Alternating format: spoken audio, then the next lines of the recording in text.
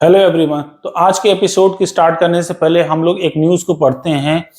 एक flight Airbus A340 जो Romanian chartered company legend airlines की फ्लाइट है, तो ये फ्लाइट दुबई से निकरागुआ के लिए उड़ान भरती है, जिसमें 303 इंडियन पैसेंजर थे, भारतीय नागरिक थे। वो उड़ान भरती है निकरागुआ, जो सेंट्रल अमेरिका में पड़ता है, और इसी बीच उसको रिफ्यूलिंग के लिए फ्रांस के एक शहर में उतारा जाता है।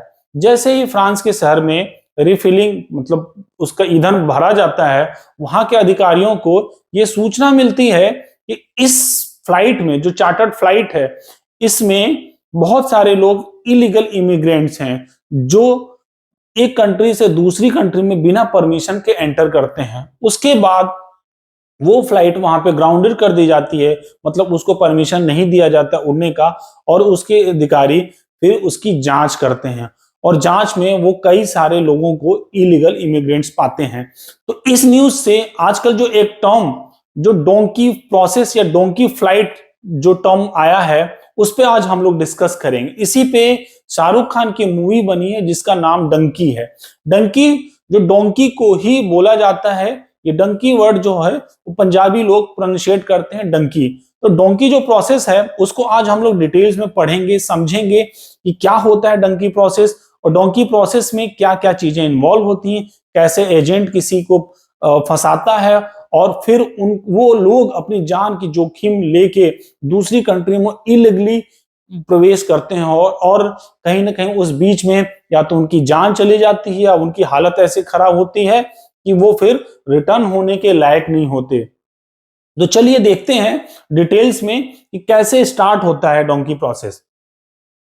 तो इंडिया में बहुत सारे ऐसे लोग हैं जो कोशिश करते हैं दूसरी कंट्री में, एक डेवलप कंट्री में जैसे अमेरिका और कनाडा में शिफ्ट होने के लिए, ताकि वो एक बेहतर जीवन जी सकें। बेहतर जीवन जीने की लालसा में कई बार वो अपनी जान की जोखिम भी लगा देते हैं। बहुत सारे लोगों को एजुकेशन या उनको जॉब वीजा मिल जाती है, और जिसकी वजह से वहां पे जाके वो अर्निंग कर सकते हैं, जॉब कर सकते हैं। बट बहुत सारे लोग ऐसे हैं जो पढ़े लिखे नहीं है, या जो उनकी एलिजिबिलिटी नहीं है कि वो उनको वीजा मिल सके यूएस या कनाडा की, बट उनकी इच्छा होती है कि उस कंट्री में जाके बसें, वहां पे जाके कमाएं, ताकि वो एक बेहतर जीवन जी सकें।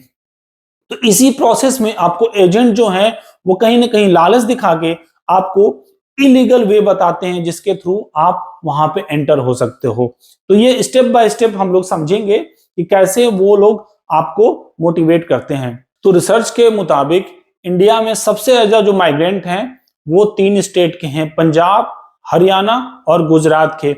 इन सारे स्टेट्स में तो एजेंट इनको इलीगली इमिग्रेट करने के लिए एडवर्टीजमेंट भी देते हैं कि आप 50,000 1 लाख रुपया दीजिए, और दूसरी कंट्री में बिना एलिजिबिलिटी के, बिना कोई टेस्ट के आप वहां पे एंटर कर सकते हैं। तो देखिए, पंजाब जो है पहले सबसे नंबर 1 पे हुआ करता था, हरियाणा का नाम भी नहीं होता था इसमें, और उसके बाद गुजरात होता था, और आज के डेट में हरियाणा जो है वो नंबर 1 पे आता है, क्योंकि सबसे ज्यादा बेरोजगारी होने की वजह से, जो एजुकेशन लिमिटेड होने की वजह से, यहाँ से सबसे ज्यादा लोग अब माइग्रेट हो रहे हैं, चाहे वो लीगल वे में या इलीगल वे में वो जाने की कोशिश कर। इलीगल वे में तो सबसे ज्यादा, क्योंकि लोग एजुकेटेड नहीं होते हैं।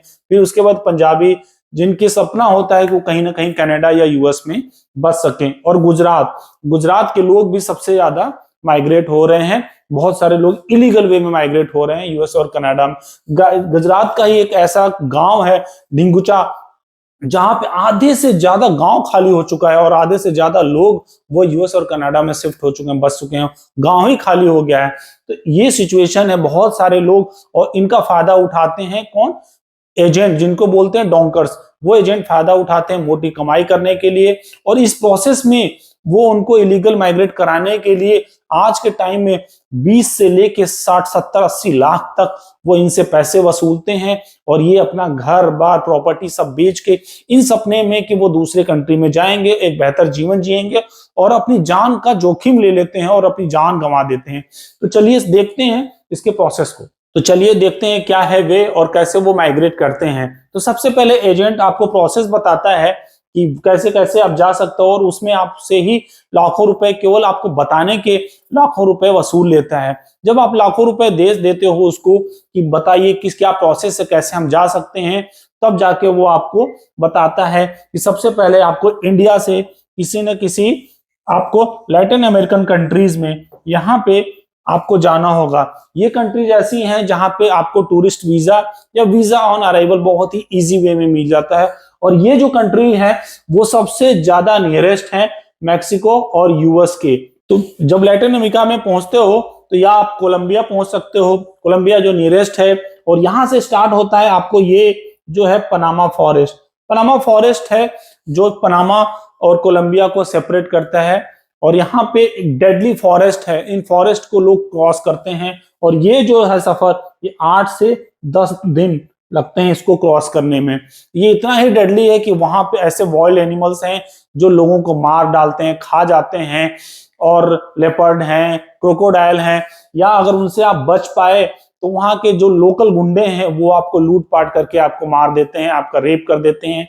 तो कहने का मतलब यहां से आपको बचना है। और यही नहीं, जो आपको जो इलीगल माइग्रेंट करने के लिए एजेंट हैं, कई बार तो वही आपकी जान ले लेते हैं, मार देते हैं गोली। आपको कोई देखने वाला नहीं है, आपको बॉडी को कोई पूछने वाला नहीं है। अगर आप लकली जिंदा रहे तो यहाँ से आप चलते चलते फिर जाके आप सेंट्रल अमेरिका की कंट्रीज में लाइक कोस्टा रिका, निकरागुआ या एल सल्वाडोर में पहुंचते हैं। और यहाँ पे पहुंचने के बाद ये जो कंट्रीज हैं सबसे नियरेस्ट कंट्रीज हैं मैक्सिको की। इनका रास्ता जो है ऑलमोस्ट 3000 किलोमीटर है। आपको 3000 किलोमीटर ये क्रॉस करने के बाद, मतलब 10 दिन तक पहले आपने जो फॉरेस्ट क्रॉस किया, आपने जंगल, आपने नदियां क्रॉस करी, ये जो है जो दूसरी कंट्री को कनेक्ट करने के लिए है जहां पे कोई सिक्योरिटी नहीं है, इन सबको क्रॉस करने के बाद जब आप सेंट्रल अमेरिका के कंट्रीज में पहुंचते हो तो वहां पे आपको 3000 किलोमीटर पैदल चल के आपको मैक्सिको बॉर्डर पे पहुंचना होता है। वहां पे आपको फेंसिंग, आपको एजेंट जो है आपको बताता है किस तरह से आप फेंसिंग क्रॉस कर सकते हो, या वे ऑफ सी के थ्रू आप जा सकते हो, मैक्सिको में एंटर कर सकते हो। बहुत सारे वे हैं, और इनमें इतना ये रिस्की है कि आपकी जान चली जाती है। वहां के लोकल अथॉरिटी, मैक्सिको की अथॉरिटी आपको गोली मार देती है, आपको लूट लेती है। वहां के अथॉरिटीज के कितनी सारी कंप्लेन आते हैं, और किसी तरीके से ये लोग मैक्सिको में एंटर होते हैं। और मैक्सिको में एंटर होने के बाद वो यूएस का जो बॉर्डर है, यूएस और मैक्सिको, वो डेडली फेंसिंग बॉर्डर है जहां पे हर साल लाखों लोग, रिपोर्ट के हिसाब से पिछले साल 1.7 मिलियन लोग ने मैक्सिको से यूएस क्रॉस करने की कोशिश करी थी, ये रिपोर्ट है।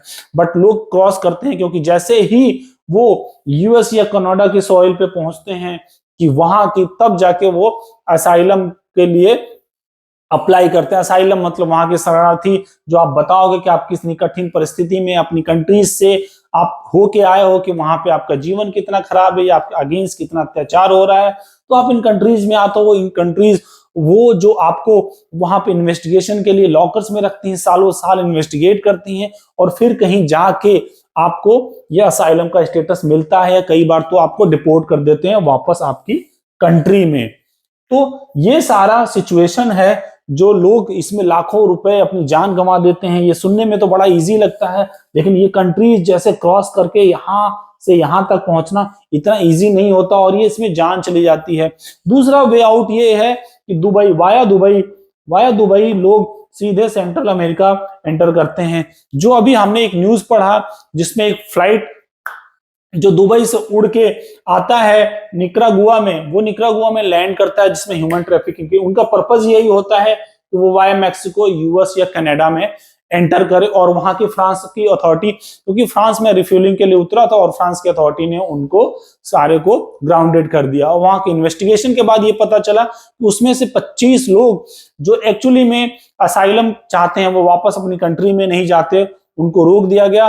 बाकी सारे लोगों को वापस इंडिया भेज दिया गया, इसलिए क्योंकि एक्चुअली में वो सेंट्रल अमेरिका इसीलिए गए थे ताकि वो क्रॉस हो सकें, यूएस या कनाडा जा सकें। तो होप ये जो वर्ड, जो डंकी है, वो आज आपको समझ में आया होगा कि क्या डंकी है, कितना डेडली है ये प्रोसेस, और लोग किस तरीके से पागलों की तरह ये चीज करने को तैयार हो रहे हैं, अपनी जान को जोखिम में डाल रहे हैं। अगर आप वहां पे पहुंच भी गए तब भी आपको 20 साल लग जाते हैं आपको वहां की एलिजिबिलिटी, वहां का स्टेटस लेने में, और तब कहीं जाके आप अपनी कंट्री वापस हो सकते हो। मतलब आपका पहले तो वहां जाने के लिए आपके इतने पैसे होने चाहिए, आपकी जान, कम से कम 20% तो लोग वहीं उनकी जान ही चली जाती है, वो सरवाइव नहीं कर पाते।